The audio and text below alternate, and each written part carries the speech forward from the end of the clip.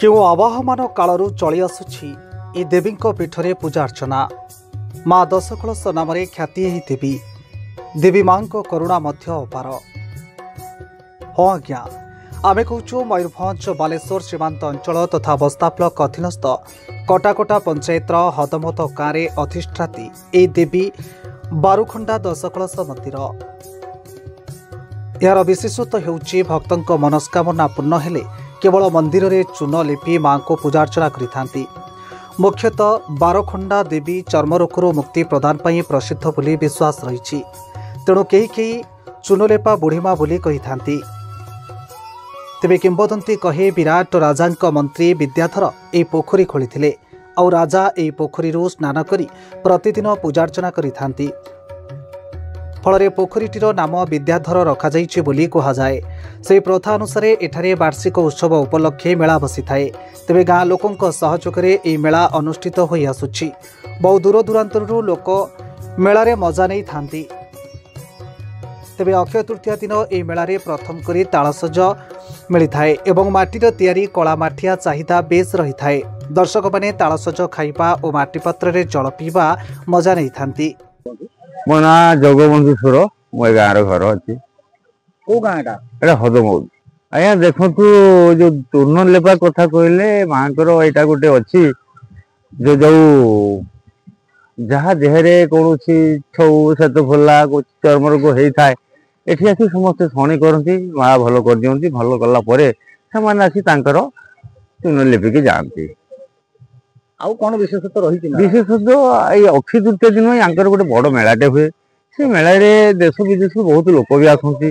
भल सुविधा रेट्रे भी ये बिका किणा हुए शांति सुविधा मेला सब हुए। यार बहुत केते दिन धरी बसছে? मैं 4 दिन बसबो बोली कहा जाउची। 4 दिन बसिया पे पिला माने लक्ष्य करजंती। केते दिन धरी ये मेला बसिलानी आपण अनुमान करती? ए मेला तो मो बापा भी कहउथिले से इमदी चुआडी पकड़ देखि आछंती। 10 कलश मेला 10 कलश ना रे ए मेला तयारी हेजी। आ मांकर 10टा मध्य कलश अछि, खंडा अछि। आ ए सब मांकर सुविधा अछि। ये तार पिला भल हो या चाकरी उपरंतु बा कौन घर मंगल जो मानसिक करके जाती से मानसिक माँ पूरण करती से आसी एठी पूजा देकी जाती। कौन नुआ जिनिस सेमती मिले अक्षय तृतीया रे? नुआ जिनिस आज्ञा एठी होची गुटे विशेष तालसज नालिया पाछिया आउ कला कलसी। आज्ञा 10 कलशर ना माने से कलसी किनिया पई कला कलसी सब बार तो नाली कलसी मिली थाए किंतु एठी गुटे प्रकार कलसी मिले सेटा होची कला कलसी। 10 कलश ना से कला कलसी बिक्री हुए से बिकती। समस्ते खुशी से कलसी गोटे गोटे नहीं जाती। मो ना अच्छी रविनारायण नंद।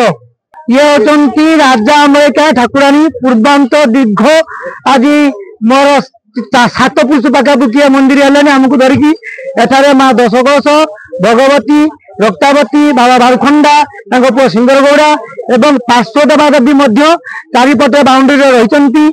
एवं पूर्वंत राजा राजा अम्बरिका विद्याधर राजा मंत्री नाम थिला विद्याधर से पोखरी एवं मंदिर स्थापन करथिले। एवं आमर पूर्वपुरुष माने माने जो पूर्वर मो जजापा पंजजापा मो बापा एमाने समस्त पूजक आम दीर्घ दिन धरी पूजक रही आसीचु। एवं ए मंदिर सेवा करचु माँ 10 कलश एवं बारुखंडा ठाकुर एवं पार्श्व देवी रही। एथिरे जो मानकर छौ बा जेकोसी से मनोर कल्पना करके मानसिंह कले समस्त मनस्कामना पूर्ण कले आनिकी फुल चून सैने देने देने 20 देना चून दियंती एवं माँ का पाखे पूजा दे मनस्कामना परिपूर्ण करी वर्ष को थे अक्षय तृतीया दिन माँ वार्षिक उत्सव हुए। ए वार्षिक उत्सव उपलक्षे आम सब ए वर्ष भजन संकीर्तन माँ आरती सह प्रोग्राम रखीचु।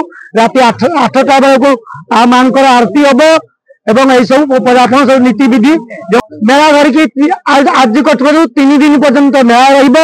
मेला समस्त प्रकार वर्ती मान दूर देश आसा जाए एवं आम क्या निमंत्रण कह जाए ना कि ढेउंडिया दि जाए ना एवं ए मेला को पूर्वांत अनुसार सब आसती आसिक आम सहित माँ को पूजा दे मनस्कामना परिपूर्ण करके जाती।